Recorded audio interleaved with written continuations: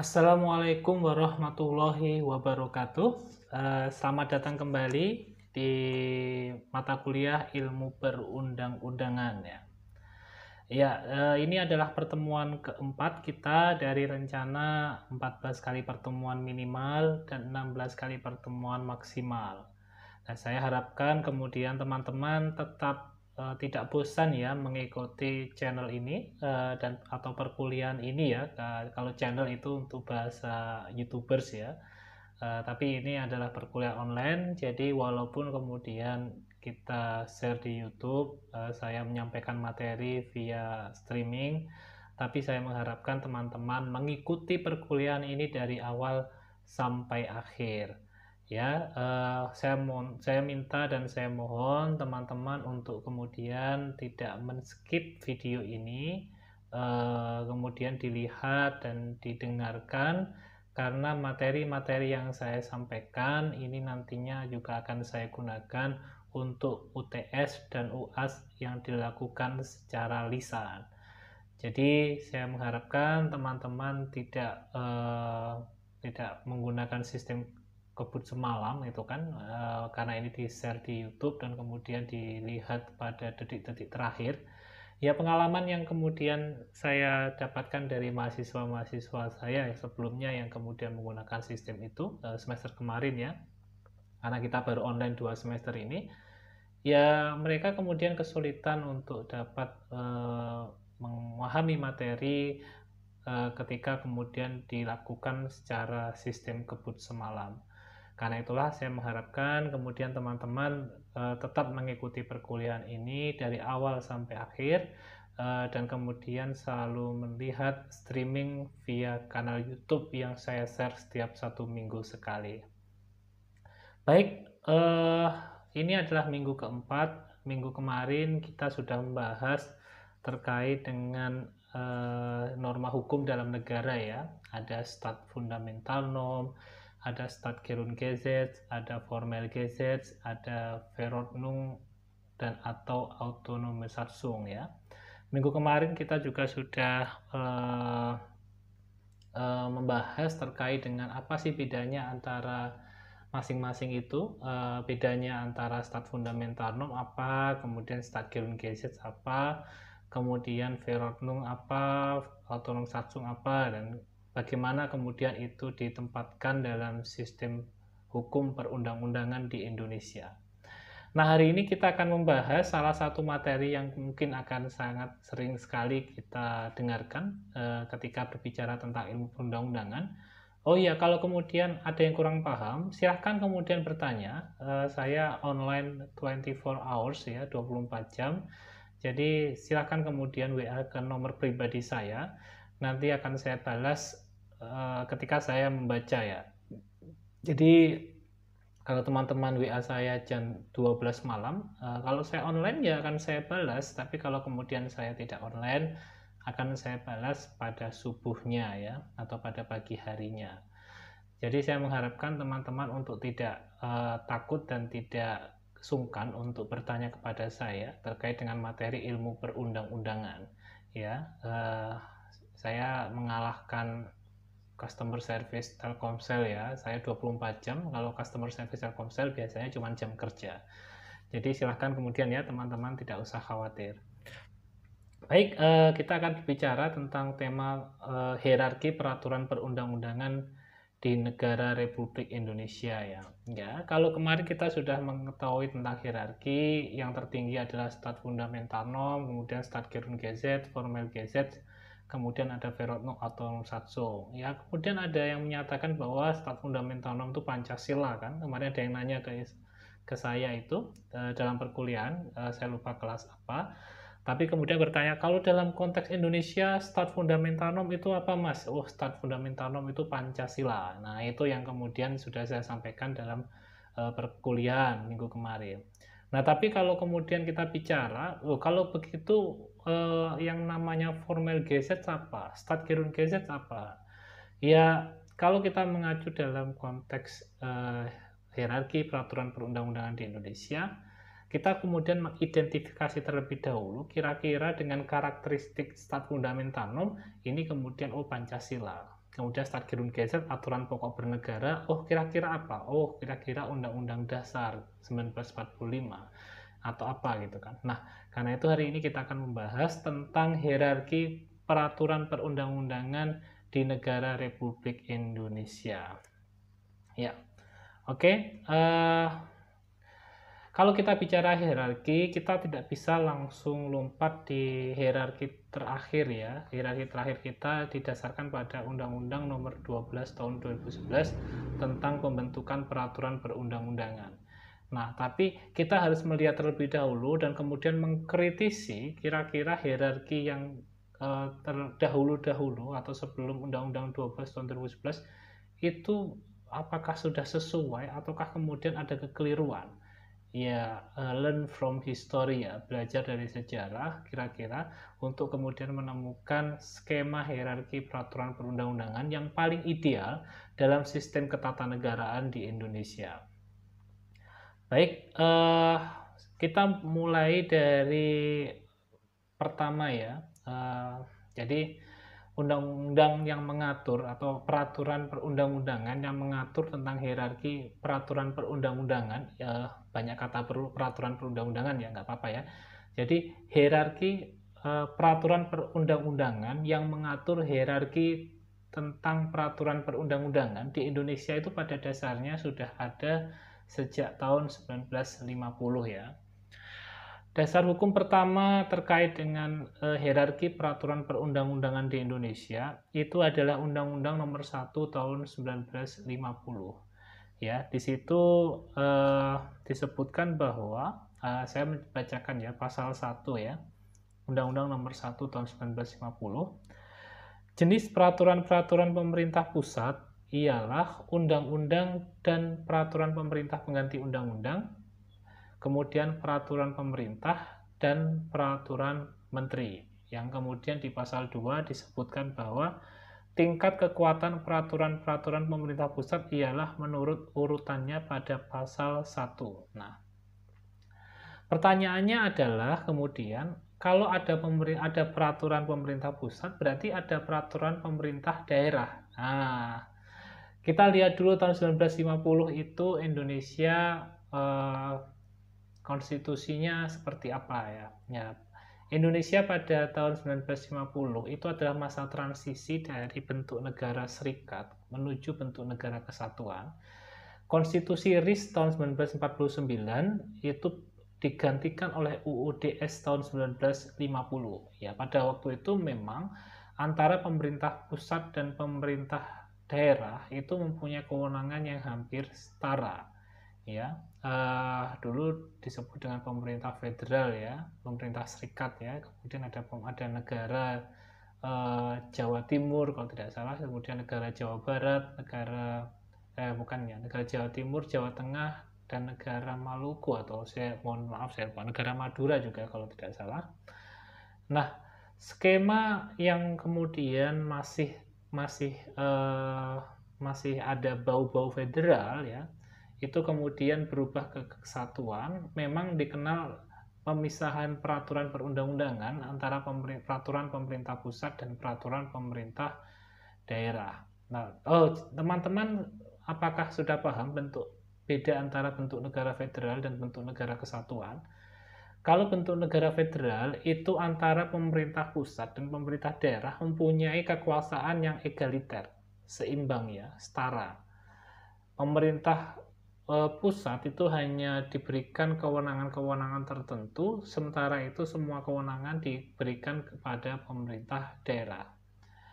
Kalau kemudian bentuk negara kesatuan, antara pemerintah pusat dan pemerintah daerah ini sifatnya adalah subordinatif ya. Pemerintah daerah ini adalah kepanjangan tangan dari pemerintah pusat ya. Jadi sifatnya kemudian bukan egaliter tapi adalah atasan dan bawahan.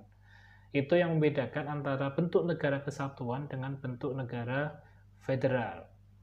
Nah, dalam konteks kita kembali ya ke Undang-Undang Nomor 1 Tahun 1950 itu memang hanya mengenal 3 peraturan perundang-undangan di tingkat pusat, yaitu adalah Undang-Undang dan perpu, kemudian peraturan pemerintah, dan peraturan menteri. Pertanyaannya, loh berarti tidak ada konstitusi? Iya, memang pada waktu itu belum ada konstitusi.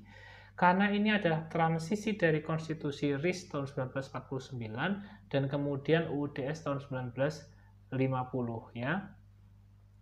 Nah, dan kemudian sistem yang diterapkan pada waktu itu, selain kemudian kita masih transisi dari pemerintah federal ke pemerintah kesatuan, ke bentuk negara federal ke bentuk negara kesatuan, sistem pemerintahan yang saat itu diberlakukan adalah sistem pemerintahan parlementer ya. Jadi Perdana Menteri, Presiden, dan Perdana Menteri, Presiden simbol negara ya, Perdana Menteri itu bertanggung jawab kepada parlemen. Kepala pemerintahannya adalah Perdana Menteri dan itu bertanggung jawab kepada parlemen. Nah, itu yang kemudian membedakan dengan sistem pemerintahan yang berlaku saat ini.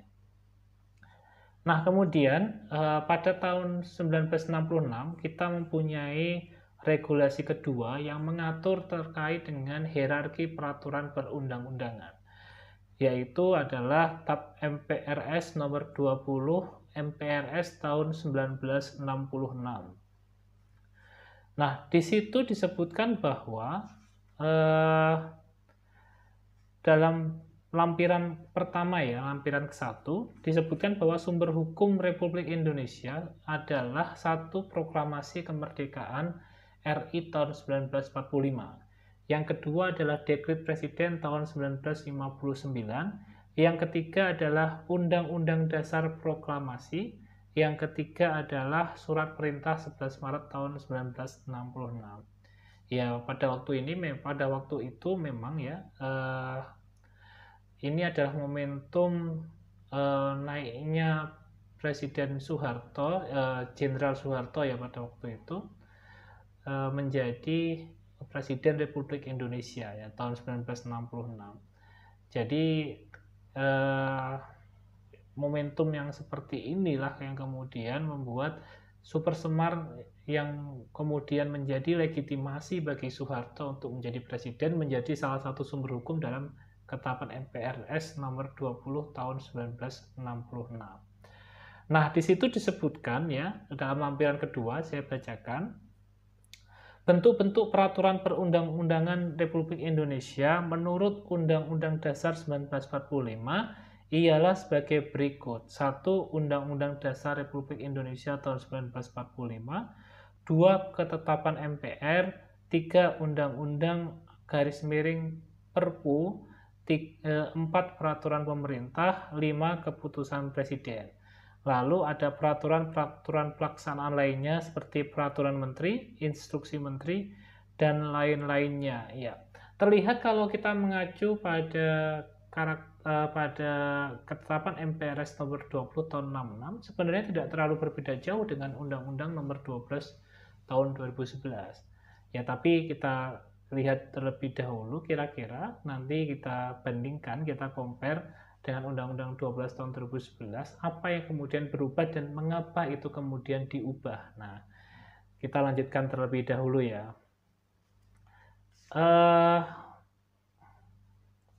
Yang selanjutnya adalah Undang-Undang nomor 10 tahun 2004 tentang pembentukan peraturan perundang-undangan ya. Dalam Undang-Undang nomor 10 tahun 2004, sedikit meloncat ya. Sebelumnya ada TAP MPR nomor 3 tahun 2000 ya. Saya sedikit melompat ini tadi.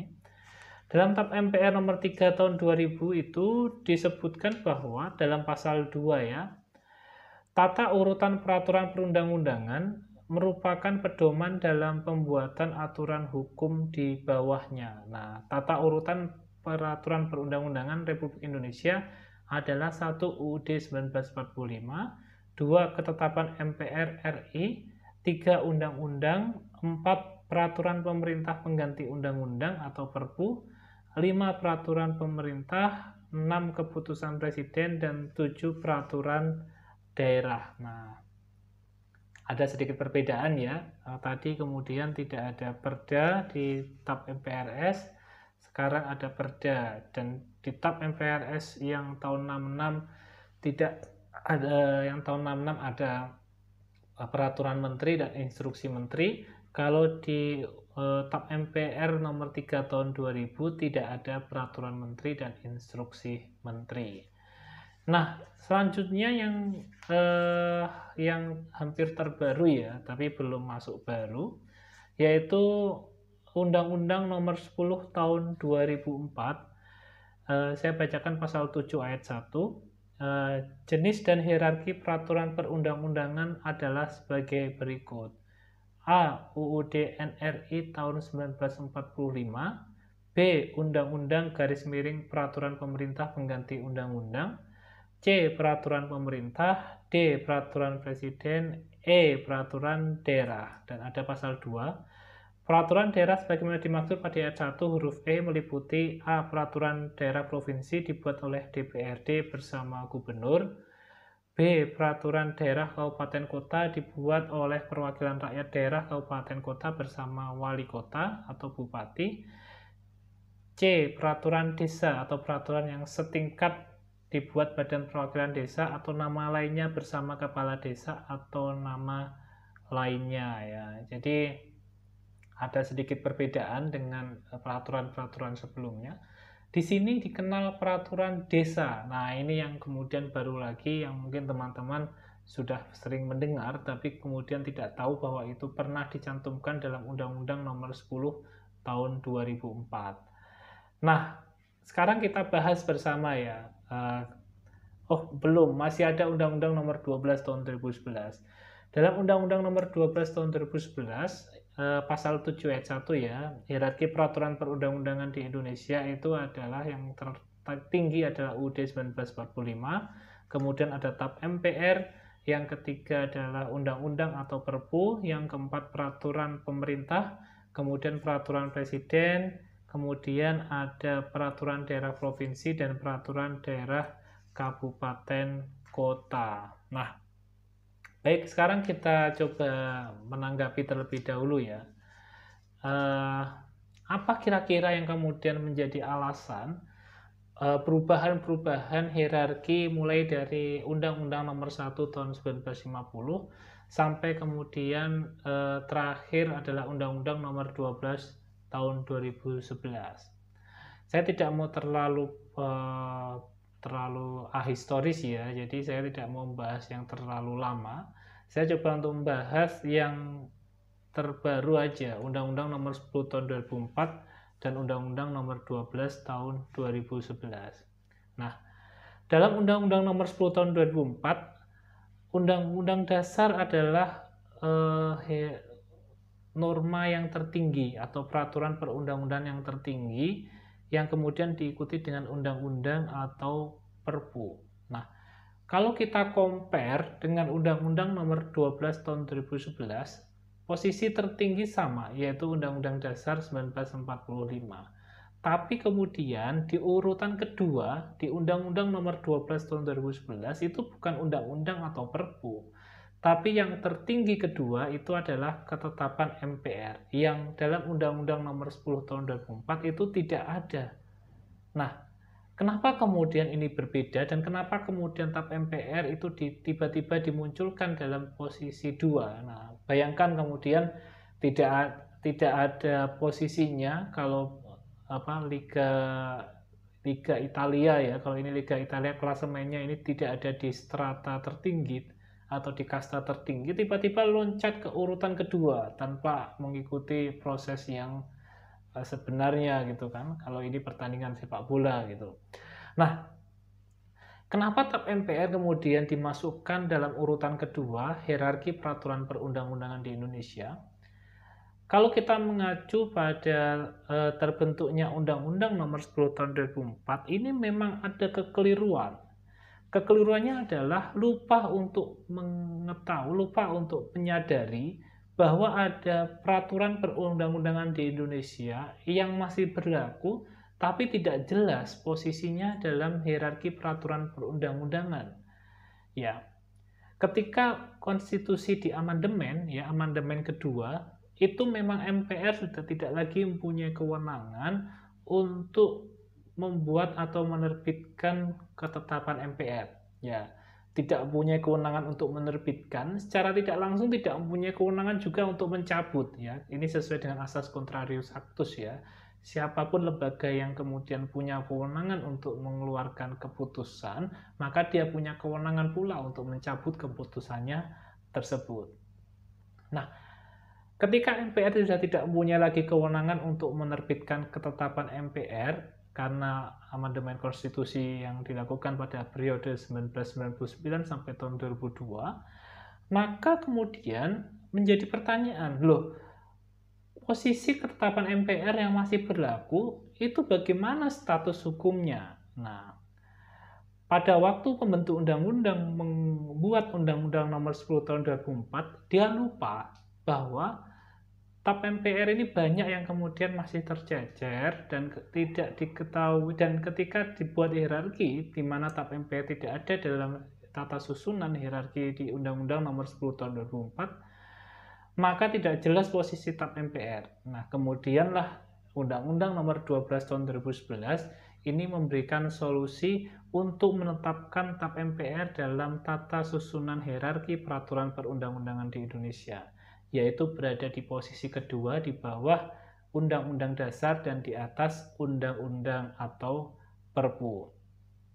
Nah, kenapa kemudian TAP MPR berada di urutan kedua? Kenyataannya adalah TAP MPR yang dibentuk atau yang masih berlaku dalam sistem hukum di Indonesia ini dibentuk ketika MPR masih menjadi lembaga tertinggi negara, ya. Nah, karena masih menjadi lembaga tertinggi negara, maka ya kewenangan yang dikeluarkan oleh MPR pada waktu itu ya hampir sama posisinya dengan ketika menerbitkan atau melakukan amandemen konstitusi. Nah, karena itulah kemudian isi dari TAP MPR ini hampir semuanya itu mempunyai materi muatan yang hampir sama dengan konstitusi. Nah, karena itulah dia ditempatkan hampir sama dengan Undang-Undang Dasar, tapi tentu saja harus dibedakan. Kenapa? Karena walaupun kemudian MPR itu pada waktu membuat ketetapan MPR dia masih menjadi lembaga tertinggi negara, tapi tetap saja dia tidak mempunyai kedudukan yang sama dengan konstitusi, karena proses pembentukannya itu berbeda, proses perubahannya juga berbeda. Nah, ketika kemudian TAP MPR ditempatkan di urutan kedua di bawah Undang-Undang Dasar karena materi muatannya memang sama dengan konstitusi, maka kemudian apakah TAP MPR ini bisa diuji di Mahkamah Konstitusi kalau bertentangan dengan Undang-Undang Dasar? Ya, kalau kita mengacu pada pasal 24C Undang-Undang Dasar 1945, di situ disebutkan bahwa Mahkamah Konstitusi berwenang menguji undang-undang terhadap Undang-Undang Dasar. Ya, dalam artian apa? Dalam artian tidak ada satupun lembaga negara di Indonesia yang punya kewenangan untuk menguji ketetapan MPR. Ya, terus gimana? Ya tetap akan terus seperti itu sampai kemudian dilakukan amandemen konstitusi. Nah, yang selanjutnya adalah dalam Undang-Undang Nomor 10 Tahun 2004, di situ disebutkan perda, ya, ada peraturan daerah, kemudian ada peraturan daerah yang kemudian di ayat 2 dipisahkan perda provinsi, perda kabupaten kota, dan peraturan desa. Nah, dalam Undang-Undang 12 tahun 2011, peraturan desa dikeluarkan ya dari hierarki. Kenapa? Karena kemudian desa ini masuk kepala desa, ya, atau kepala desa ini diidentikan dengan peraturan lainnya, ya. Jadi tidak dimasukkan dalam klasifikasi hierarki, dan kemudian dia memang diatur dalam Undang-Undang Pemerintahan Desa, ya, terkait dengan teknis kewenangan pembentukan, tapi dia tidak dimasukkan dalam hierarki peraturan perundang-undangan yang paling rendah. Kenapa? Karena ya wilayah eh, sangat agak sulit ya kemudian membenturkan peraturan desa dengan undang-undang gitu kan, karena memang kemudian posisinya terlalu jauh gitu, walaupun dia tetap peraturan perundang-undangan tapi kemudian lokus yang diatur itu terlalu jauh. Peraturan desa harusnya bisa dibenturkan dengan peraturan daerah, bukan dengan undang-undang. Nah, kemudian kalau kita mengacu pada TAP MPR nomor 3 tahun 2000, di situ disebutkan salah satu peraturannya adalah keputusan presiden. Nah, itu kemudian dihapuskan. Mengapa dihapuskan? Karena ini adalah upaya kita untuk memastikan bahwa segala bentuk produk hukum yang bersifat mengatur, yaitu namanya adalah peraturan. Nah, kalau keputusan itu mempunyai karakteristik-karakteristik yang sifatnya adalah konkret ya, konkret, individual dan final. Apa itu? Konkret itu dia berwujud, individual dia mengacu pada satu orang saja, itu sudah kita bahas pada pertemuan kedua ya tentang norma hukum. Kemudian final itu dia tidak ada lagi keputusan yang lain ya. Contoh kalau seumpama kemudian siapa ya, Rona gitu kan, Rona diberhentikan dari sebagai mahasiswa IAIN Tulungagung. Ya kalau kemudian surat keputusan itu harus tanda tangani oleh Pak Rektor itu, tapi kalau masih ditandatangani oleh Pak Dekan, maka kemudian itu belum disebut dengan final ya. Jadi suatu keputusan itu harus memenuhi 3 syarat, yaitu konkret, individual, dan final. Lalu kemudian karakteristik keputusan itu adalah dia bersifat en mahlik atau sekali pakai sudah selesai ya. Contoh surat keputusan pemberhentian Zakia sebagai mahasiswa IAIN Tulungagung ya.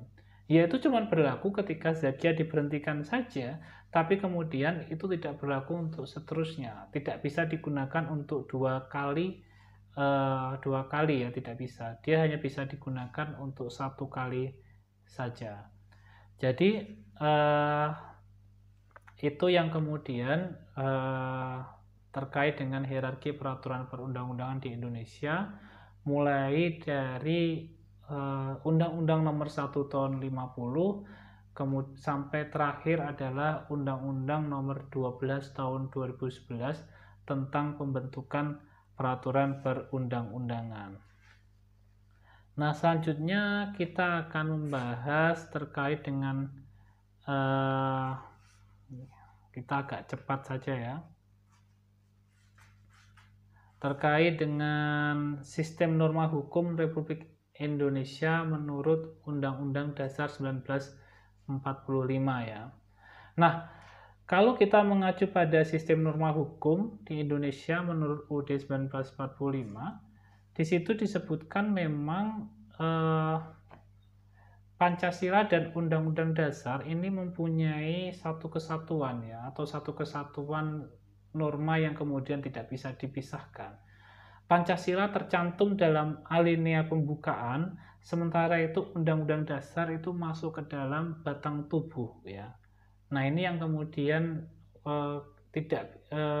teman-teman ketahui tidak bisa dilepaskan antara kemudian Pancasila dengan konstitusi atau dengan UUD 1945. Nah, kalau kita mengacu pada pendapat Hamid At-Tamimi ya, Hamid At-Tamimi ini adalah guru besar Fakultas Hukum Universitas Indonesia. Beliau adalah guru juga dosen dari Prof. Maria Farida yang mengarang buku ilmu perundang-undangan. Di situ disebutkan bahwa menurut Hamid S. At-Tamimi, Pancasila ini adalah cita hukum ya, atau residi cita hukum bangsa Indonesia. Jadi dia adalah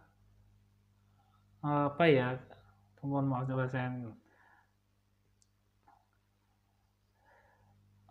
harapan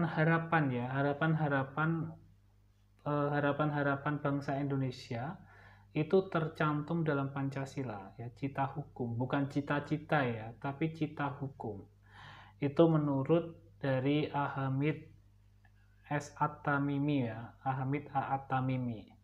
Nah, kemudian bagaimana hubungan Undang-Undang Dasar 1945 dengan ketetapan MPR ya. Kalau kita mengacu pada konstitusi ya, konstitusi kita sebelum dan sesudah ya, sesudah amandemen. Pada waktu sebelum amandemen memang disebutkan bahwa kewenangan MPR itu salah satunya adalah menetapkan undang-undang dasar dan juga menetapkan garis-garis besar daripada haluan negara yang diwujudkan melalui ketetapan MPR, yaitu yang kemudian sebelum amandemen. Tapi ketika sesudah amandemen, MPR hanya mempunyai kewenangan satu saja sebenarnya, yaitu mengubah dan menetapkan undang-undang dasar. Sisanya apa? Sisanya ya kemudian seremonial saja gitu. MPR melantik ya, kalau melantik presiden dan wakil presiden. Ada satu pekerjaan lagi MPR yang sebenarnya cukup fenomenal, hanya saja sampai sekarang juga belum pernah dilakukan, yaitu memberhentikan presiden dan wakil presiden dari jabatannya ketika kemudian presiden dan atau wakil presiden itu melakukan pelanggaran-pelanggaran yang bisa dilakukan impeachment. Nah, itu kemudian MPR bisa melakukan tugasnya kembali ya. Nah, mungkin itu saja terlebih dahulu. Nanti kalau kemudian teman-teman ada pertanyaan, silahkan tanya melalui WA ya. Saya harapkan untuk bertanya via chat atau kemudian via VN ya.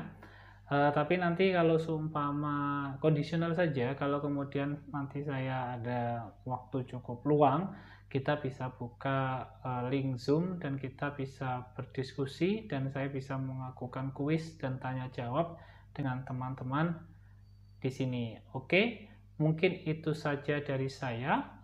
Kita lanjutkan minggu depan dengan materi tentu saja yang berbeda. Wallahu muwaffiq ila aqwamit thoriq. Wassalamualaikum warahmatullahi wabarakatuh.